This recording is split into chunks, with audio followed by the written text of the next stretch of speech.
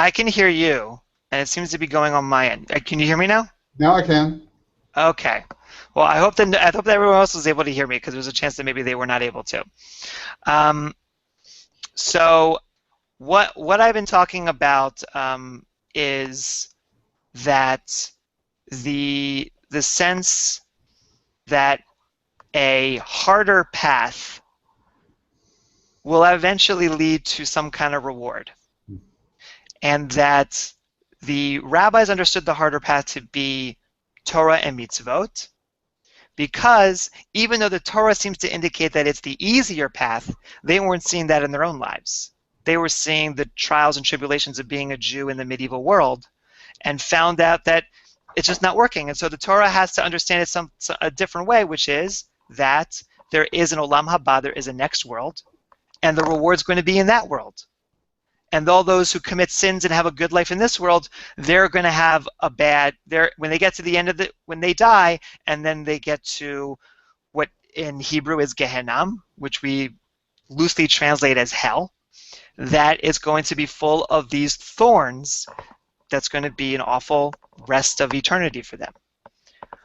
So the question for us now is there a way, not necessarily to save the original text, but if we admit that just because you do things that seem to be good, you're not going to be necessarily rewarded for it, and if the concept of heaven and hell is one that we're not necessarily going to even get to.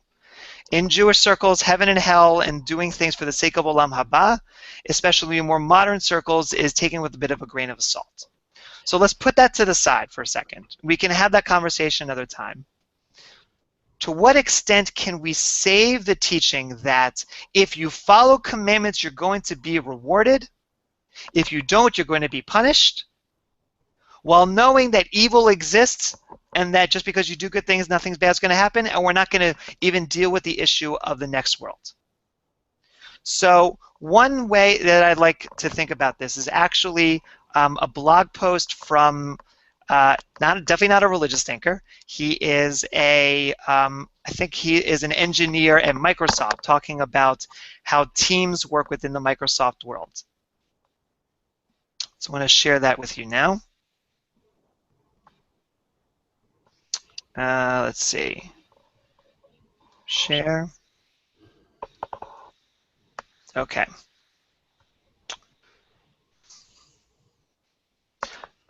Software leadership, do things the hard way. This is by I do not know anything of the background of this individual, but I think that what he writes is something interesting for us to consider. By Ryan Haveson. Why you should ask people to do things the hard way. Suppose someone came to you and told you that instead of doing your job the way you do it today, you should do it a different way.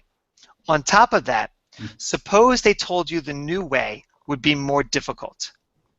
Logical reaction would be to resist that change.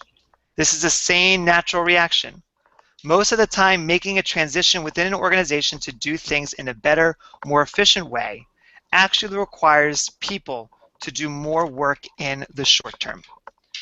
To get to the point where the new way of doing things pays off in terms of effort requires getting over the hump of extra work. Most people feel overworked as it is, and getting them over the hump is essentially asking them to do more, even if only for a short while. And then his claim, once you and your team get through the extra work of a new process, it's smooth sailing. And as you can see in this chart, that you are acting in the status quo, and then you make a change, you do things a bit of the harder way, and that requires more work, but eventually that leads you to the point where after doing all that harder work, you're actually doing much less work, or extolling or exerting less effort to be able to receive the same kind of benefit over time. So the idea is that actually doing something harder is related to actually making things easier, even though in the short term it doesn't look like it. To bring up the example, if you were able to hear me from before, in regards to the story of the man who was saying, don't take the path of the thorn, don't take the path that's easier right away because you get to the end, it's going to be full of thorns. Take the path full of thorns first because at the end it's going to be easier. Kind of fits this model. You start with that harder work and you're eventually going to get to the very end, which is going to be easier. And the best example, I think, of a commandment that shows this is the following. Putting on tefillin.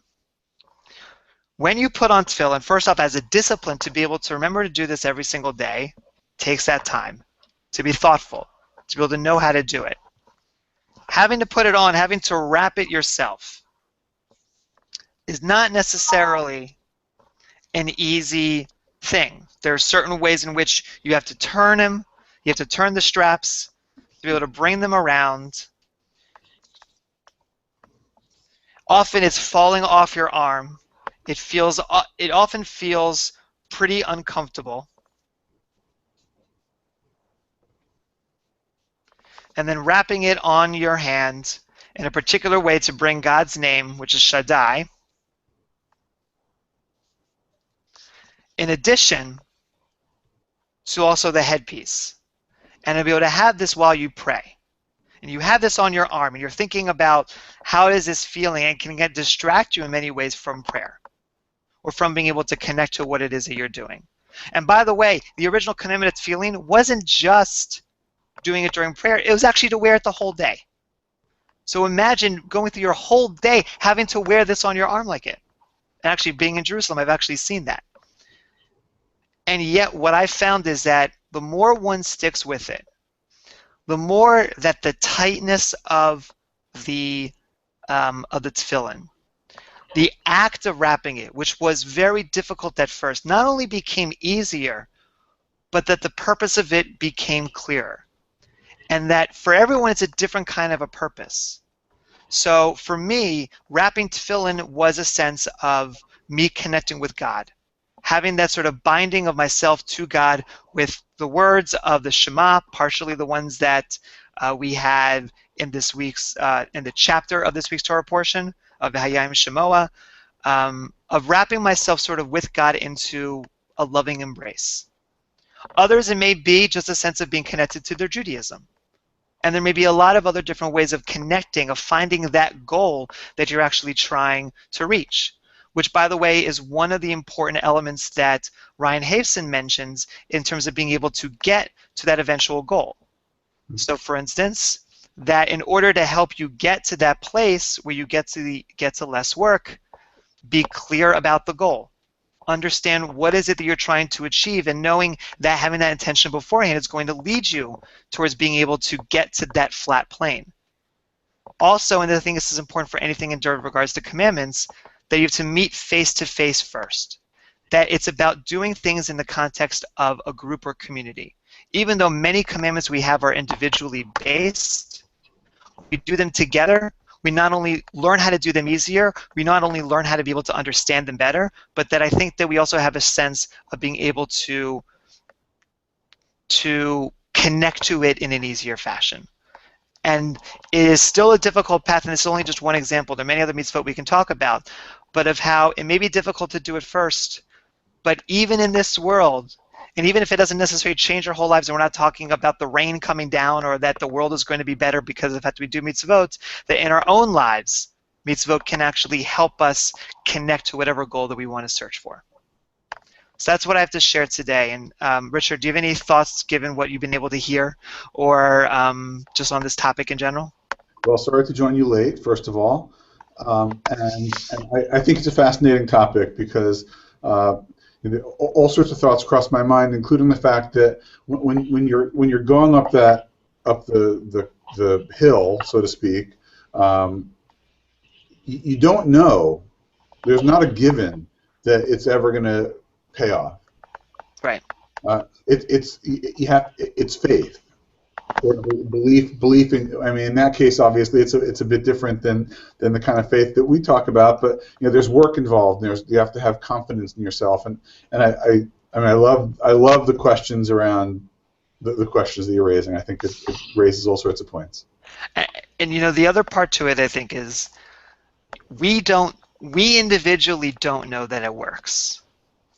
But part of the beauty of tradition and how tradition kind of fits into the sense of commandments, and it doesn't have to be necessarily in regards to Judaism per se, and it could be any religion, could be any career path.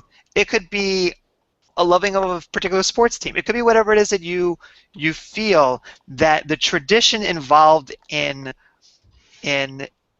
going down a path, even if it may be hard, even if we've never experienced the payoff, the fact that that tradition is being passed down to us is if to say it's being that elder in the beginning of the path in the story that we mentioned earlier, who is saying, you go down this path, it will be worth it.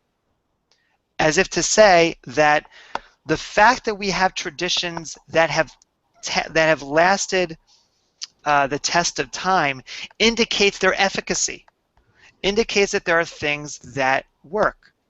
And so we need to always reinterpret and re-understand, but particularly from a Jewish, perspective, and from someone who believes strongly in the value of mitzvot and the value of commandments and the value of tradition, that the fact that tradition is there, it can be that kind of voice in our head when we don't know, like you're saying, we don't know if it's going to work out in the end. It can be that voice in the head to say, have faith because I know that this has worked.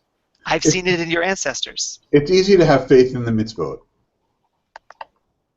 From me, and I think Right. it's perhaps less easy to have faith in your fellow software engineers. That's fair. That is very fair. And that, I think, actually is an interesting point. To what extent is this conversation about going down the harder path? Is it easier about doing things yourself or things that are connected to a tradition, and much harder when it's talking about working with other people? Yeah. Like, for instance, if you are in a relationship with someone and you've seen relationships have their ups and downs before, like, how do you know that the relationship that you're in with that individual, or even if it's a group of individuals as a group of friends, especially when you're younger, how do you know that that's actually going to turn up positively? You see it in other people, but can you really deal with the variable of different people's personalities? Mm-hmm. So I think that these questions about, which path to take and how we really make choices and knowing the difficulties and not necessarily knowing the rewards at the end, I think is a very fascinating and human one. That's embedded within the tradition of the Torah, and also I think embedded in our psyche. That part, maybe that there's something that we feel when it comes to doing hard work, that hard work is its own payoff. That there's something about us that feels if it's worth something, it's going to cost something as well. And so maybe what the Torah is really teaching us here is to trust that instinct that if you go down that harder path and you have a sense as to why you're going down it, you have a sense as to where it is that you're going, that eventually you will get there, that eventually will pay off. Any final thoughts? No, I'm glad I joined. Sounds good. I'm glad you joined too. And take care for everyone else. And I will be checking the audio on this, and if necessary, I will edit in order to be able to share in a way that people can really follow. Anyway, take care and have a wonderful day. Shabbat Shalom. Shabbat Shalom.